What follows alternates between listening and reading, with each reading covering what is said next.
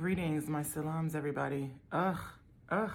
Don't you guys hate it when you're running out the house in the morning and you don't have time to iron your hijab, and then you have lines in weird places on your hijab, and then you have to deal with that all day, and then, you just got to deal with it. But anyway, it is what it is. The hijab literally decides what it wants to do every day, and you just have to sometimes follow along. But greetings, everybody, my salams. I hope you guys are having a good morning. I've been inspired to come to you guys quickly and do a quick little chat for you guys. Bismillahirrahmanirrahim, in the name of God, most gracious, most merciful. I get a lot of these DMs, and I am going to respond to this particular message is regarding particular DMs that I get around marriage. And I personally do not believe that Allah subhanahu wa ta'ala wants us to stay in miserable marriages. I don't believe that. I think, like I tell you guys all the time, marriage was created for tranquility. And what's funny is the surah I'm on this morning with my kids, I listen to the Quran every morning with my kids in the car.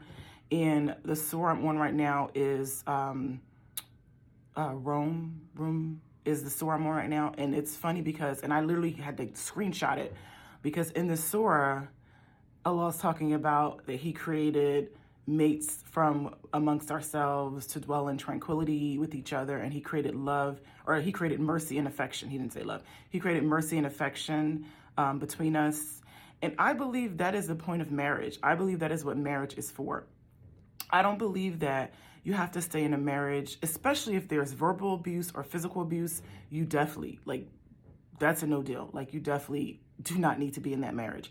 But even marriages that are unhappy, a marriage is work. Marriage is the only reason why marriages last between two people is because both parties are doing the work to create tranquility and mercy and affection between each other. They're both doing the work. Marriage requires a lot of work, I tell you, as a woman who's been married for 20 years. It requires a lot of work.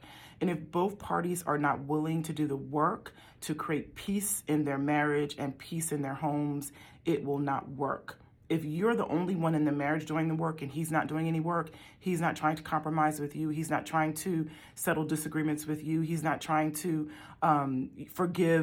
forgiveness is a huge part of marriage, then it's not going to work. And I don't believe that you have to stay in a miserable marriage. I didn't read that anywhere that we're supposed to stay in miserable marriages. Yes, there are women who stay in marriages because maybe they don't have the financial support they need, or they want to keep their homes intact. I understand that, and there's no judgment in this. There's no judgment in this video, but I think that you don't have to be in a miserable marriage.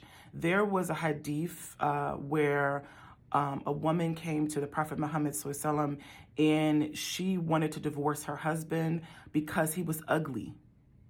Now, I'm not saying that you should divorce your husband because you're not attracted to him anymore, but she said, I cannot live with this man. I'm not attracted to him. He's ugly, in her words. And the Prophet, peace be upon him, granted her the divorce, said, yes, you can divorce him. So I only share that because you could divorce a man for any number of reasons. If you notice in the Quran, there's no given reasons for the reasons why you could divorce someone, right? So for me, number one, that means that I could divorce for any reason I want to divorce for. Again, I'm not condoning divorce. I think divorce is really hard on couples. I think it's hard on families. It's hard on kids. I think you should try to do everything possible, to keep your marriage intact, to create peace between you and your spouse, to create happiness and joy and love. But sometimes it's just not possible. And that's why we have been, as Muslim men and Muslim women, we have the option to divorce. So especially if it's instances where you're being harmed physically, verbally, emotionally, spiritually, then no, you should not stay in that. And if you can't find a way out, or you're not sure a way out, or you feel like you don't have the courage, then this is why prayer is so powerful. You can pray for anything that you need. If it's, I need the courage to leave, or I need the financial assistance, or I need the way out, I need the way, like pray every day about it. Like I tell you guys all the time, like when you're in sujood is when you're closer to Allah subhanahu wa ta'ala, and make prayer, pray every day about it. Ask Allah to show you the way. But do not suffer in marriage. No, you're not supposed to suffer in marriage. And yes, in some cultures there is stigma. A lot of cultures, there's stigma around marriage, around divorce. And you have to decide for yourself if you're willing to suffer because you don't want to be, you don't want to deal with the stigma of divorce in your family or in your culture. No one can tell you to stay or to leave, and that's not why I'm making this video. I just want you to know that that you don't have to. You're not required to live in misery, okay? So with that, guys, I'm going to sign off. I hope this video helps you guys. Follow me here on TikTok. If you're watching it on my YouTube channel, follow me on YouTube. And I will talk to you guys, inshallah, the next time I'm inspired. My salams.